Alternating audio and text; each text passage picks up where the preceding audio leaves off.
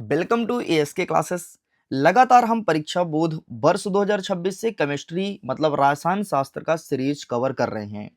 देखिए, हमारा एकमात्र उद्देश्य है, चाहे हमारे वीडियो को 5 ही बच्चे क्यों ना देखें, लेकिन उनको एग्जाम में हेल्प मिलना चाहिए। इस उद्देश्य से मैं रिकॉर्ड कर रहा हूँ। ना तो हमारी ये इच्छा है कि हमारे वीडियोस को बहुत सारे बच्चे देखें, ना तो हमारी बिल्कुल ये इच्छा है कि आप हमारे वीडियो को लाइक करके शेयर करें। बस मैं ये चाहता हूं कि अगर आपने वीडियो को देखना स्टार्ट कर दिया है, अच्छे से देख लेना, सारे क्वेश्चंस को अच्छे से प्रिपेयर कर लेना, डेफिनेटली एग्जाम में बेहतर स्कोर गेन करोगे। देखिए स्टूडेंट्स, अगर मैं आपके केमिस्ट्री के सिलेबस की बात करूं तो already chapter number first and second के मैं सभी मोस्ट आईएमपी क्वेश्चंस को एक ही वीडियो में कवर किया हूं। हमारा दूसरा वीडियो अपलोड होता है जिसमें चैप्टर नंबर 3 और 4 को कवर किया हूं, तीसरे वीडियो में 5 और 6 को कवर किया हूं, एंड ये हमारा केमिस्ट्री का चौथा वीडियो होने जा रहा है। और हमारा टारगेट रहेगा कि 7, 8 और 9 मतलब रेडॉक्स अभिक्रिया, कार्बनिक रसायन और हाइड्रोकार्बन, इन तीनों को अच्छे से कवर कर लूं।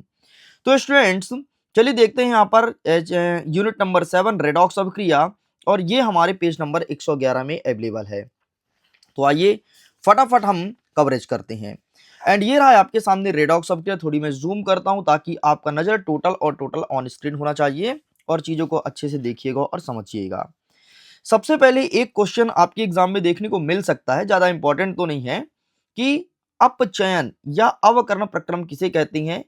तो किसी पदार्थ द्वारा हाइड्रोजन अथवा धन विद्युतीय तत्व ग्रहण करने की प्रवृत्ति या ऑक्सीजन अथवा ऋण विद्युतीय तत्वों को त्याग करने की प्रक्रिया ही अपचयन कहलाती है। एंड ये कुछ एग्जांपल्स आपको देना है।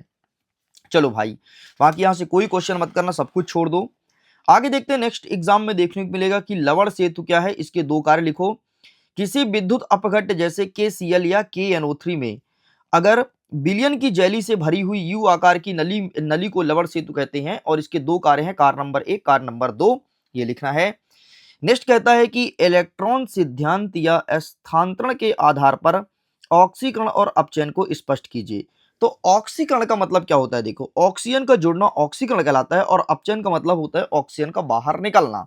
एंड यहाँ पर देखो ना, ये देखो इलेक्ट्रॉन है, एक पोटेशियम है, इसमें इलेक्ट्रॉन जुड़ रहा है, मतलब किसी भी चीज का जुड़ना या फिर मोस्टली ऑक्सीजन का जुड़ना ही ऑक्सीकरण कहलाता है। तो ये हुआ तुम्हारा ऑक्सीकरण। और जब इलेक्ट्रॉन बाहर जा रहा है तो उसे कहते हैं रिडक्शन मतलब अपचयन। एंड देखो यहाँ पर Cu2 पॉजिटिव है, 2 इलेक्ट्रॉन बाहर निकला, एंड CO0 पॉजिटिव बचा, एंड ये कहलाएगा आपका अपचयन। बस इतना आपको लिखना है, बाकी यहां से छोड़ दीजिए, कोई भी क्वेश्चन एग्जाम्स में नहीं आएंगे। नेक्स्ट क्वेश्चन कहता है कि ऑक्सीकरण संख्या किसे कहते हैं। एंड तुम्हें पता है, खैर अभी तो पैटर्न चेंज हो गया है, पहले ऐसे क्वेश्चन पूछता था कि ऑक्सीकरण संख्या निकाली। जैसे यहाँ पर क्वेश्चन दे दिया कि MnO4 का Mn का ऑक्सीकरण संख्या निकालना है, तो Mn का ऑक्सीकरण +7 होता है। इस प्रकार से तुम्हें फाइंड करना है। नेक्स्ट हमारे एग्जाम में देखने को मिलेगा कि विद्युत रासायनिक श्रेणी किसे कहते हैं, इसे प्रिपेयर करना है। मानक इलेक्ट्रोड विभव से क्या तात्पर्य है, ये चीज प्रिपेयर करना है।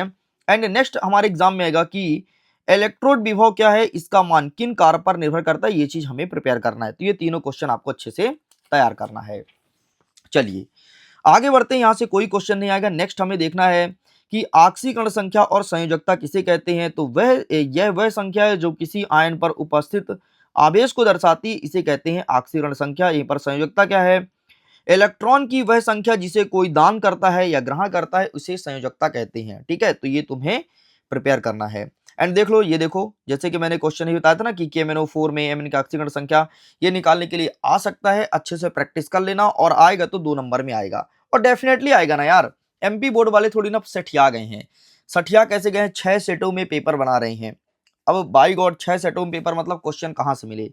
तो जो इंपॉर्टेंट है वो डाल देते हैं, वहां के फिर अपने मामा घर पूछते हैं, हाँ बताओ पेपर बनाने वाले के मामा घर कहाँ है। अरे भैया, मैं तेरे मामा घर ढूंढूं कि क्वेश्चंस को पढ़ूं। अरे मामा घर का मतलब ये है कि बिना सिर पैर का क्वेश्चन दे रहे हैं। मैं पेपर उठा के देखता हूँ, मेरा दिमाग खराब हो जाता है ना। अबे भाई, सिलेबस में बना ले, IMP बना ले, कुछ भी दे रहा है ना। ऐसा लग रहा है कि अब हम सर्वज्ञानी थोड़ी ना है, 11th में है, हम इंपॉर्टेंट चीज पढ़ते हैं। वो सर्वज्ञानी तुम्हें बना रहा है, कुछ भी दे रहा भाई, कुछ भी लिखो लिखो, दम हो तो ऐसा चल रहा है। खैर क्या ही कर सकते हो, अपने हाथ में है नहीं ना, तो तुम्हारे हाथ में है। जिस दिन हाथ में आएगा उस दिन सब सही कर देंगे, है ना। चलिए नेक्स्ट क्या कहता है कि विद्युत रासायनिक सेल की परिभाषा लिखना है और डेनियल सेल की रासायनिक अभिक्रिया को समझाना है। तो विद्युत रासायनिक सेल किसे कहते हैं? वह पात्र या निकाय जिसमें रासायनिक अभिक्रिया के फलस्वरूप विद्युत धारा उत्पन्न होती है उसे विद्युत रासायनिक सेल कहा जाता है। इनमें होने वाली रेडॉक्स अभिक्रिया अप्रत्यक्ष होती है, अर्थात ऑक्सीकरण और अपचयन अभिक्रिया अलग अलग पात्र में होती है। ठीक, तो ये तुम्हें प्रिपेयर करना है। नेक्स्ट कहता है कि विद्युत अपघटनीय सेल और विद्युत रासायनिक सेल किसे कहते हैं? तो इसे प्रिपेयर कर लीजिएगा प्लीज अच्छे से। नेक्स्ट आपको तैयार करना है ननस्ट समीकरण क्या होता है, ई और ई जीरो में संबंध स्पष्ट करना है, तो इसे भी अच्छे से प्रिपेयर कीजिएगा। बाकी यहाँ से कोई क्वेश्चन नहीं आएगा महाराज, सारे क्वेश्चन को छोड़ दो, बस इसे देख लेना यार, ऑक्सीकरण संख्या निकालना है ना, कहीं ऐसा ना हो कि यही पूछ दे और पूछेगा बिना सिर पैर का क्वेश्चन दे रहा है तो ऑक्सीकरण संख्या पहले पूछता था तो पूछ सकता है। मारक हाइड्रोजन इलेक्ट्रोड विभव क्लास 10th में मैं पढ़ाया था, अगर याद होगा तो बोलोगे कहाँ याद है सर, सब भूल भाल गए है ना।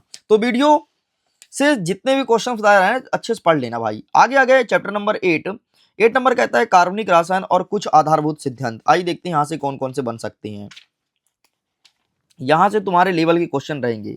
सबसे पहले देख लेना आप ये वाला तीसरा नंबर, निम्नलिखित यौगिकों का आबंध रेखा सूत्र बनाना है। ठीक है, आइसोप्रोपेल अल्कोहल, डाइमेथिल ब्यूटेनॉल, हेप्टेन 4-ओन, ये चीज आपको प्रिपेयर करना है बेटा, अच्छे से तैयार कर लेना। नेक्स्ट एग्जाम में देखने को मिलेगा कि स्थान समावयवता का एग्जाम्पल देना है ना। तो इस प्रकार की समावयवता तब होती है जब प्रतिस्थापी मूलक या क्रियात्मक समूह या द्विबंध या त्रिबंध की भिन्न भिन्न स्थितियां हो और भिन्न भिन्न कार्बन पर जुड़े होते हैं, इसे कहते हैं स्थान समव्यवता। तो ये चीज आपको प्रिपेयर करना है। चलिए आगे बढ़ते हैं नेक्स्ट क्वेश्चन की तरफ। नेक्स्ट हमारे एग्जाम में देखने को मिलेगा कि IUPAC का नाम लिखना है। ठीक है, और ये एग्जाम में आएगा जैसे CH3 CH2OH, तो इथेनॉल, ठीक है, एंड इथेनॉल, ठीक है, एंड ये सारा कुछ प्रिपेयर कर लेना अच्छे से, बाकी छोड़ दो, कोई क्वेश्चन नहीं आएगा। नेक्स्ट हमें प्रिपेयर करना है कि इलेक्ट्रॉन स्नेही तथा नाभि स्नेही क्या होता है, एग्जाम्पल से समझाना है। तो इलेक्ट्रॉन स्नेही अभिकर्मक ये रहा है आपके सामने, नाभिक स्नेही अभिकर्मक ये रहा है आपके सामने, ये प्रिपेयर करना। नेक्स्ट को समझाना है, फिर आज चाहे तुम्हारा क्रियात्मक समूह हो, अन्नाद हो या प्रेरणिक प्रभाव हो या कार्ब ऋणायन हो, तो ये आपको प्रिपेयर करना है, क्रियात्मक समूह, अन्नाद, प्रेरणिक प्रभाव या कार्ब ऋणायन। ठीक है, ये प्रिपेयर कर लीजिएगा। चलिए आगे बढ़ते हैं। नेक्स्ट कहता है कि क्रोमेटोग्राफी किसे कहते हैं, तो ये तुम्हें प्रिपेयर करना है कि किसी मिश्रण के विभिन्न अवयव को किसी अवशोषक पर अवशोषित होने की शक्ति में भिन्नता के आधार पर स्थिर तथा चलायमान प्रवस्था को वितरण कर पृथक करने की प्रक्रिया ही क्रोमेटोग्राफी कहलाती है। बस ये प्रिपेयर कीजिएगा। नेक्स्ट ये वाला क्वेश्चन देख लेना, ठीक है, बाकी छोड़ दो यार, है ना। अब ज्यादा काम का मत पढ़ो, मतलब पूरी बुक तो पढ़ने के लिए समय बचा नहीं है, जो जो बता रहा हूँ वो पढ़ लो। ठीक है, बाकी पूरी बुक पढ़ना तो भाई पढ़ो यार, क्योंकि एमपी बोर्ड है, एमपी बोर्ड नहीं है यार, 9th और 11th का पेपर ऐसा बना रहा है ना। बाकी सब ठीक है ठाक नियम से बना रहा है, लेकिन इस बार भाई साहब 12th का केमिस्ट्री फाड़ दिया। जितने भी टीचर अपने आप को कहते हैं ना मैं हैकर हूँ, मैं ये कर दूंगा वो कर दूंगा, भाई सबकी हैकड़ी निकल गई है। चाहे कोई बड़ा चैनल हो या छोटा चैनल, है ना। वैसे छोटे चैनल वाले ज्यादा उड़ते नहीं है, ज्यादा उड़ते हैं जिनके पास थोड़ी पैसा है, बड़े चैनल है ना। वो जितने उड़ते हैं ना, सबकी हेकड़ी निकल गई केमिस्ट्री में। बहुत जाके सेंटर वीडियो बनाते थे, सेंटर ज्यादा वीडियो बनाते थे, भाई देख लो मेरा पढ़ाया ये आया वो आया। भाई केमिस्ट्री में ना सबकी पुक्की जाम हो गई, है ना। एक भी टीचर जो बड़ा अपने आप को हैकर कहता है, सबकी दम निकल गई, सेंटर जाकर के वीडियो नहीं बनाया, बड़ा उड़ रहा था साला। अच्छा हुआ, ऐसे ही होना चाहिए, और हैकड़ी ऐसे ही टूटनी चाहिए, है ना, तभी तो मजा आता है। लेकिन बच्चे भी कुछ ऐसे हैं, कुछ बच्चे भी ऐसे हैं अंधभक्त बने हुए हैं, ये है तो मुमकिन। पता है बच्चे क्या कहते हैं? कहते हैं हमने साल भर का, वो साल भर के टीचर को याद नहीं करते, स्कूल के टीचर को याद नहीं करते, अंतिम में बोलेंगे हमने रात भर इससे पढ़ करके और पेपर को ये कर। अरे भैया ये देख, तेरी स्कूल के टीचर ने मेहनत किया है, कोचिंग टीचर का मेहनत नहीं किया है, बहुत मेहनत किया तब जाकर तेरी चीजें बनती है। लेकिन लोग वह कहने वाले फिर, चलो ठीक है खैर उसको हटाओ। चलो नेक्स्ट तुम्हें देखना है कि इलेक्ट्रॉन स्नेही अभिकर्मक और नाभि स्नेही अभिकर्मक में अंतर बताना है, तो ये तुम्हें प्रिपेयर करना है बेटा, बाकी छोड़ देना। नेक्स्ट आपको देखना है कि हाइड्रोकार्बन वाला, ये प्रिपेयर करिएगा। चलो प्रेरणिक प्रभाव, इसे अच्छे से तैयार कर लेना, प्रेरणिक प्रभाव क्या होता है, ठीक, बाकी यहां से कुछ नहीं आएगा। चलिए नेक्स्ट, बाकी यहां से कोई क्वेश्चन तैयार नहीं करना है, तो बस इतना ही क्वेश्चन प्रिपेयर कीजिएगा।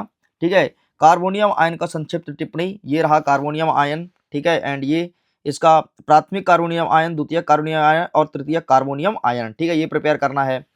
नेक्स्ट आपको देखना है कि इलेक्ट्रोमेरिक प्रभाव क्या है, इस पर संक्षिप्त टिप्पणी, तो ये रहा तुम्हारे सामने इलेक्ट्रोमेरिक प्रभाव, ठीक है, धनात्मक इलेक्ट्रोमेरिक और ऋणात्मक इलेक्ट्रोमेरिक। ठीक है। एंड ये रहा प्रेरक प्रभाव और इलेक्ट्रोमैग्नेटिक में अंतर, तो ये तुम्हें प्रिपेयर करना है। ठीक है महाराज, बस इतने क्वेश्चंस तुम्हें देखना है। अन्नाद प्रभाव क्या है और इसके अनुप्रयोग लिखना है, तो ये प्रिपेयर कर लीजिएगा बहुत अच्छे से। ठीक, बाकी यहां से कोई क्वेश्चन नहीं प्रिपेयर करना है, सब कुछ छोड़ देना।